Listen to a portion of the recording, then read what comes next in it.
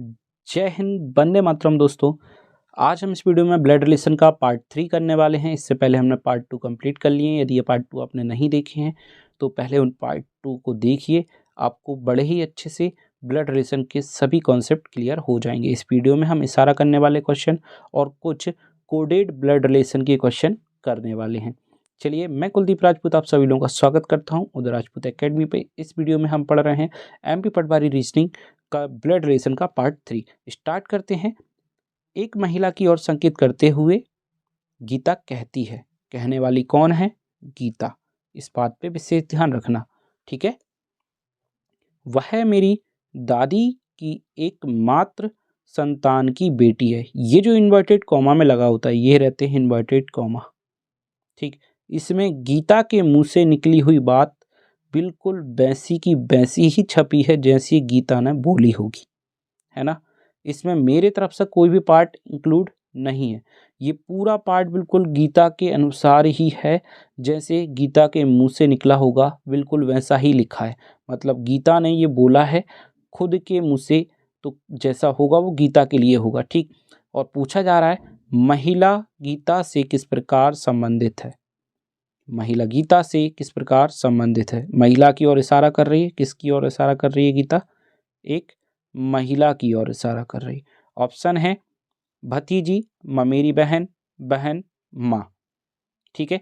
इस प्रकार के क्वेश्चन को देखिए, मैं तो अपने तरीके से यदि बोलूँ तो इस प्रकार के क्वेश्चन को करना, सुन के करना बहुत आसान है।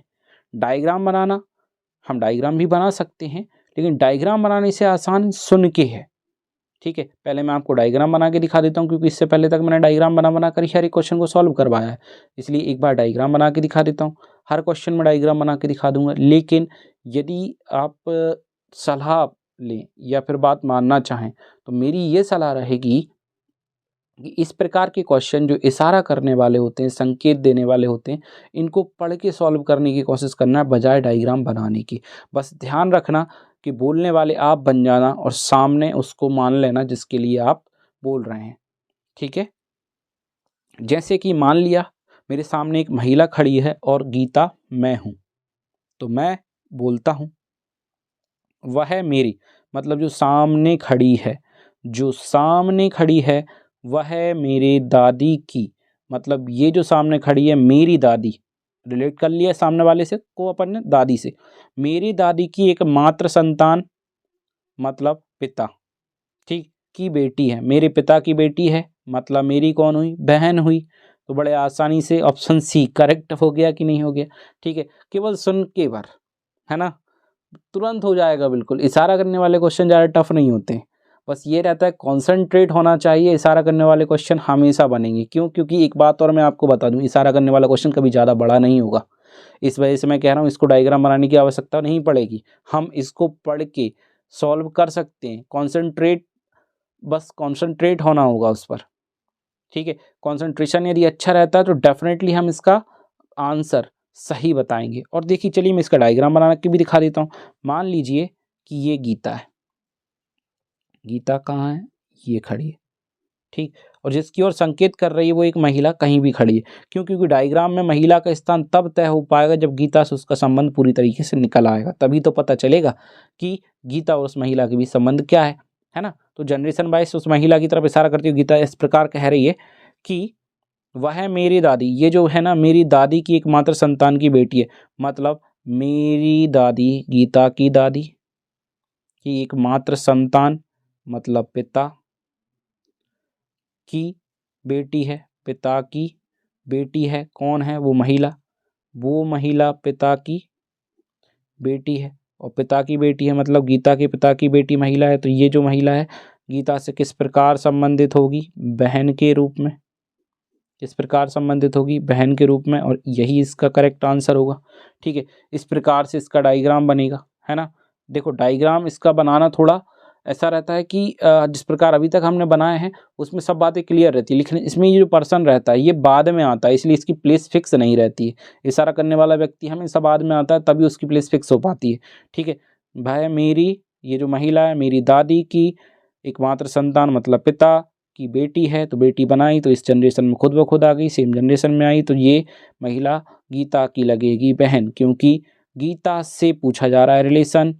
महिला गीता से किस प्रकार संबंधित है, तो गीता से महिला बहन के रूप में संबंधित है। और यदि ये पूछा जाता महिला से गीता किस प्रकार संबंधित है, महिला के पीछे से लग जाता तो भी बहन आता, ठीक है ना। जिसके पीछे से लग जाता है वहीं से रिलेशन चलता है दूसरे की तरफ। उम्मीद करता हूँ आपको ये क्वेश्चन समझ आएगा। यदि समझ आया तो प्लीज वीडियो को लाइक जरूर कर दें। चलिए देखते हैं नेक्स्ट क्वेश्चन। नेक्स्ट क्वेश्चन आपकी स्क्रीन पर दिख रहा होगा, सभी लोग इसका आंसर कमेंट बॉक्स में करें। देखिए इस क्वेश्चन को ध्यान से सुने और आप सुन के ही इसका आंसर कमेंट बॉक्स में कर सकते हैं। डायग्राम बनाने की आवश्यकता नहीं होगी, डायग्राम बनाकर तो मैं बता ही दूंगा। ऐसे भी मैं बता रहा हूँ कि यदि क्वेश्चन को ध्यान से सुना जाए तो इस प्रकार के क्वेश्चन को बड़े आसानी से किया जा सकता है, ठीक है।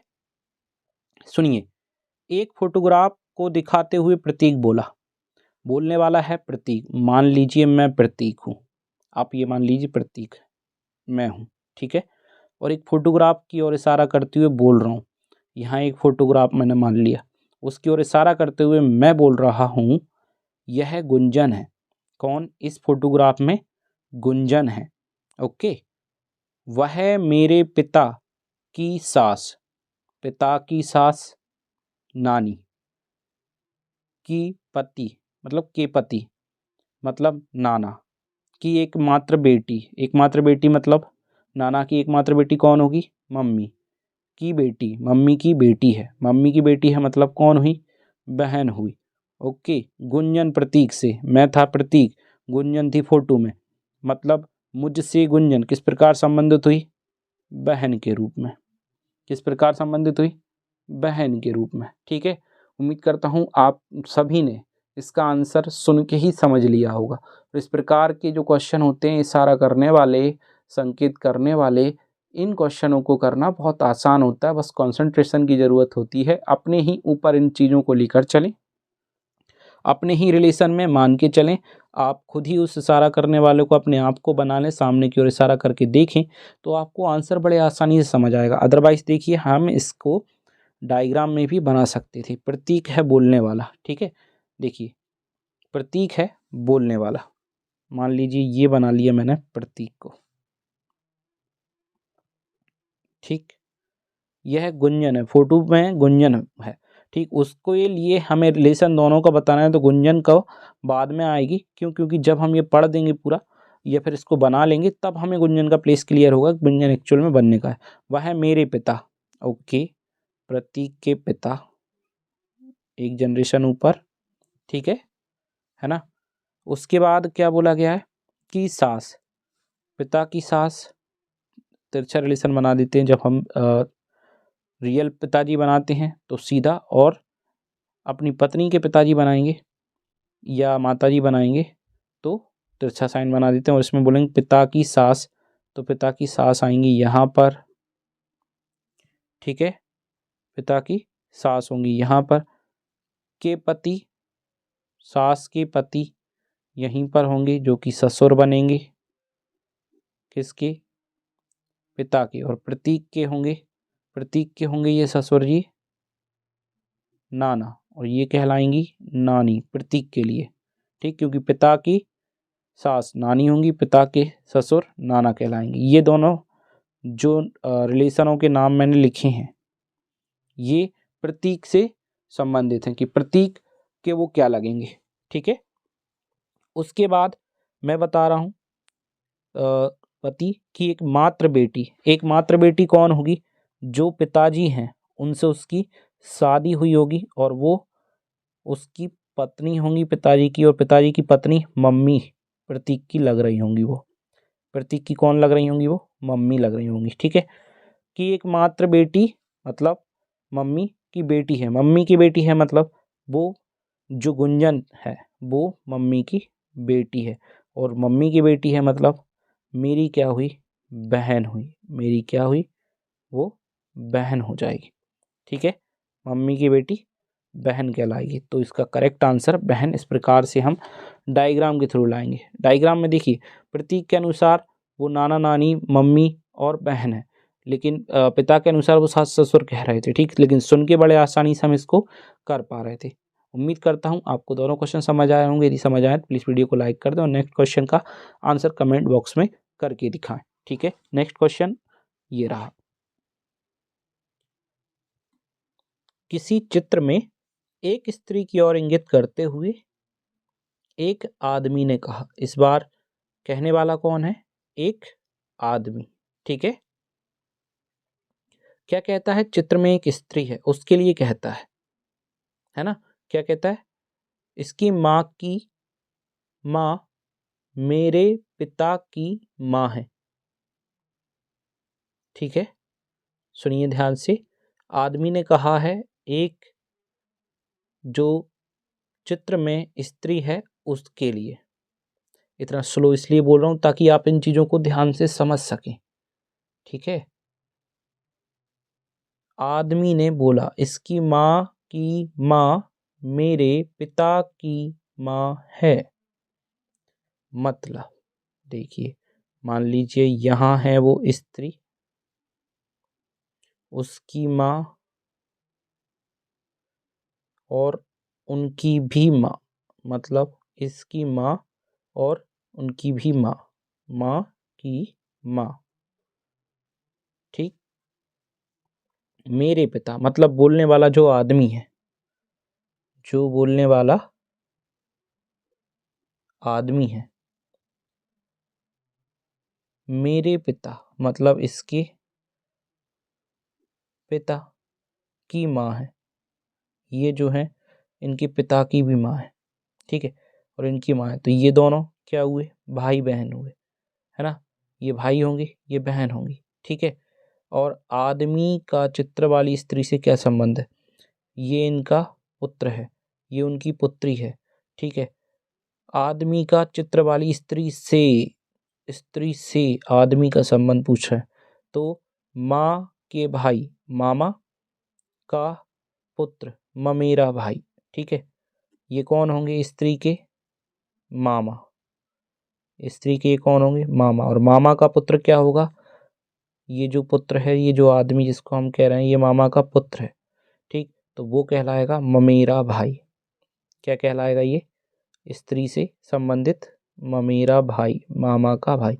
ऑप्शन नंबर बी इसका करेक्ट होगा। ठीक है, कई लोगों ने इसका आंसर सुन के भी निकाल लिया होगा, और जिनको सुन के नहीं निकला, डायग्राम से भी हम इस प्रकार निकाल सकते हैं। देखो, डायग्राम तो हमारे पास फाइनली फिर विकल्प है ही, सुन के बस ध्यान से डायग्राम बना देंगे तो डेफिनेटली हम करेक्ट आंसर तक पहुंच ही जाएंगे। लेकिन कोशिश करना कि इशारे करने वाले क्वेश्चन जो हैं उनको हम सुन के ही सॉल्व कर सकें।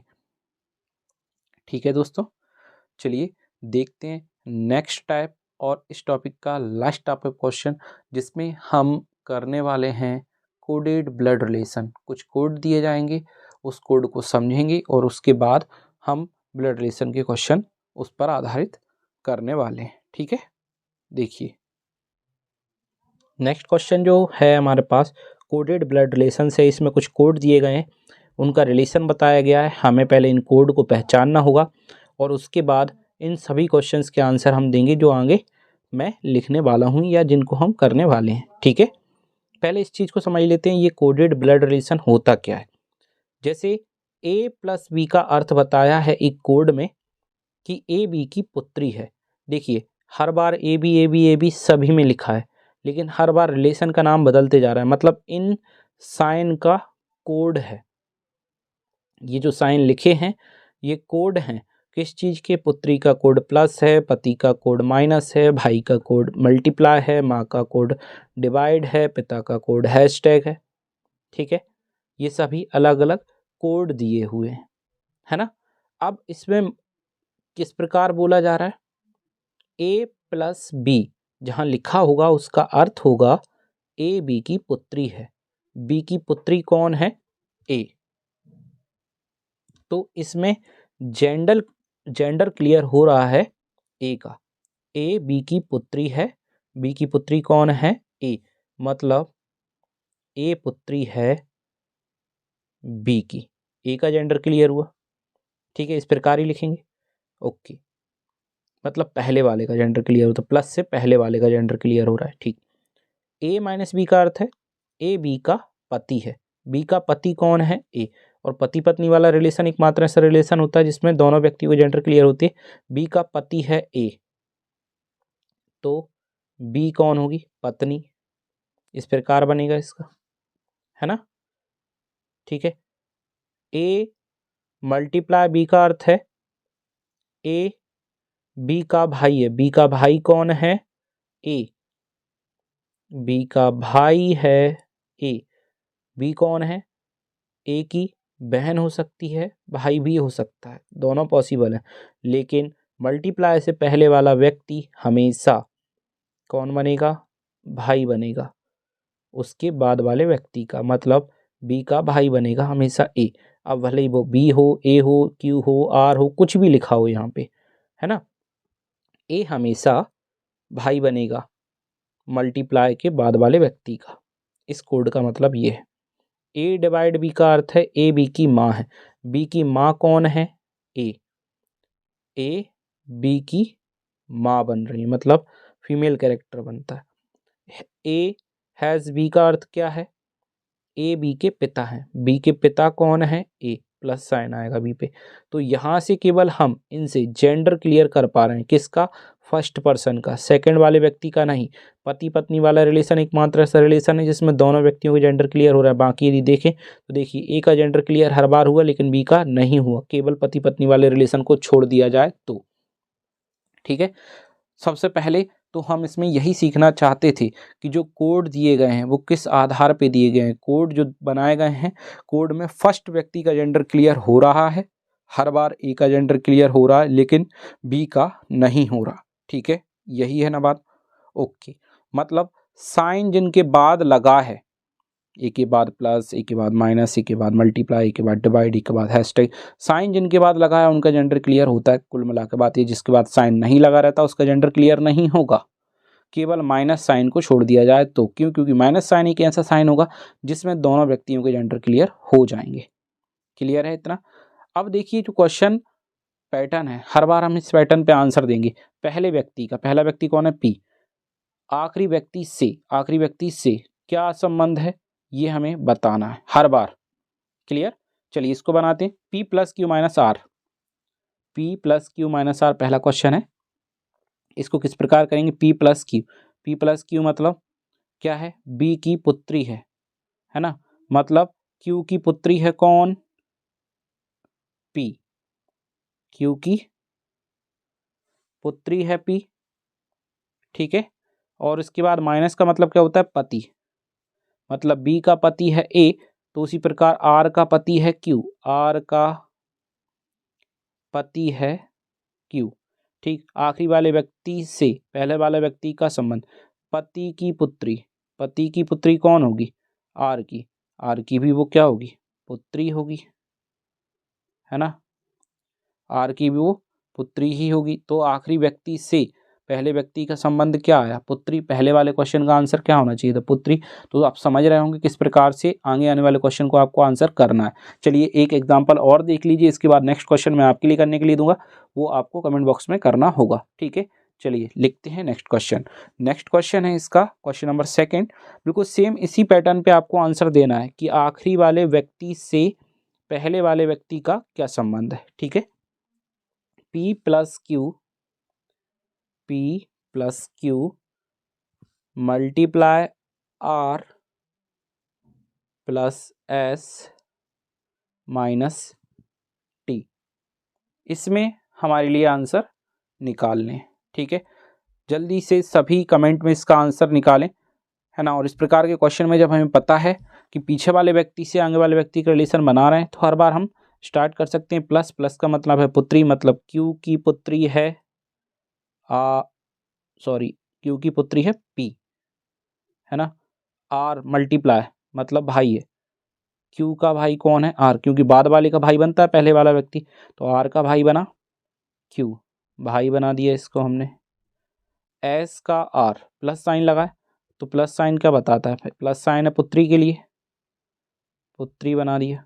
माइनस साइन किस लिए? पति के लिए, तो पति बना दिया। आखिरी व्यक्ति है टी। टी से पी किस प्रकार संबंधित है ये हमें बताना है। ठीक है, चलिए निकालते हैं। पति की पुत्री मतलब खुद की पुत्री का भाई बेटा, बेटे की पुत्री, बेटी की पुत्री कौन होगी? बेटी की पुत्री होगी ग्रैंड डॉटर मतलब पौत्री। ठीक है, पौत्री भी उसको बोलेंगे, पुत्री की पुत्री। पुत्री पुत्र की पुत्री, पौत्री या पोती भी जिसको हम बोलते हैं, ठीक है, ग्रैंड डॉटर इंग्लिश में उसके लिए हम बोलेंगे। क्लियर है? उम्मीद करता हूँ आपको ये क्वेश्चंस के आंसर निकालना समझ आ गए होंगे। पहले कोड को डिकोड यदि एक बार हम कर लेते हैं, ये पता कर लेते हैं किसका जेंडर क्लियर होता है, पहले वाले व्यक्ति को हो रहा है या बाद वाले व्यक्ति को हो रहा है, उस आधार पे हम हर बार इन साइन को बनाते हुए आसानी से उनके बीच रिलेशन निकाल सकते हैं। चाहे तो इसका हम डायग्राम भी बना सकते हैं, इनका चाहे तो हम डायग्राम भी बना सकते हैं। देखिए इस क्वेश्चन का भी डायग्राम बन सकता था, इस क्वेश्चन का भी बन सकता था, लेकिन हम सिंपली आंसर निकाल पाए। यदि हमें अदर किसी व्यक्ति के साथ रिलेशन बनाना था तो डायग्राम बना के भी बता सकते थे। ठीक है, नेक्स्ट क्वेश्चन हम करते हैं, इसमें हम डायग्राम बनाकर भी देख लेंगे, एक क्वेश्चन हम डायग्राम बनाकर भी देख लेंगे। थर्ड क्वेश्चन मैं आपके लिए दे रहा हूँ, इसका आंसर अभी जिस प्रकार से हमने 2 क्वेश्चन किए हैं इस प्रकार आप इसका आंसर कमेंट बॉक्स में कीजिए, इसका मैं डायग्राम बनाकर भी आपको दिखाने वाला हूँ। ठीक है, नेक्स्ट है n plus L minus B plus H has K. ठीक है, n प्लस एल मतलब प्लस का क्या होता है, भाई, तो बी का, सॉरी भाई नहीं था, पुत्री था, प्लस का पुत्री होता है। बी की पुत्री ए है, उसी प्रकार एल की पुत्री एन है, तो एल की पुत्री एन, एल की पुत्री एन, ये बनाया मैंने। ठीक है, दिख रहा होगा, ठीक है ना। ऊपर वाले जो कोड हैं मैं इस वजह से डायग्राम नहीं बनाना चाह रहा था, ये कोड है इनको छुपाना पड़ेगा यदि मैं डायग्राम बना के दिखाऊंगा तो, ठीक, क्योंकि पेज को मुझे ऊपर खिसकाना होगा। चलिए देखते हैं, कोशिश करते हैं इतनी जगह में ही बना दें इसको। फिर है एल माइनस बी, इसका मतलब होता है बी का पति है ए, तो बी का पति है एल, बी का पति है एल तो बी पत्नी। ओके, प्लस साइन होता है पुत्री के लिए, मतलब एच की पुत्री है बी, एच की पुत्री है बी। ठीक है, बना दिया अपन ने। और हैश साइन होता है पिता के लिए, मतलब के पिता है एच, के पिता हैं एच, बी के पिता हैं, जैसे यहाँ पे बी के पिता हैं ए, उसी प्रकार के पिता हैं एच, तो के बी की भाई या बहन हो सकता है, और एच पिता हैं इसलिए मैंने उनके ऊपर प्लस साइन लगा दिया। ठीक, इस प्रकार इसको बनाया। अब हमें बताना था आखिरी व्यक्ति से, के से एन किस प्रकार संबंधित है।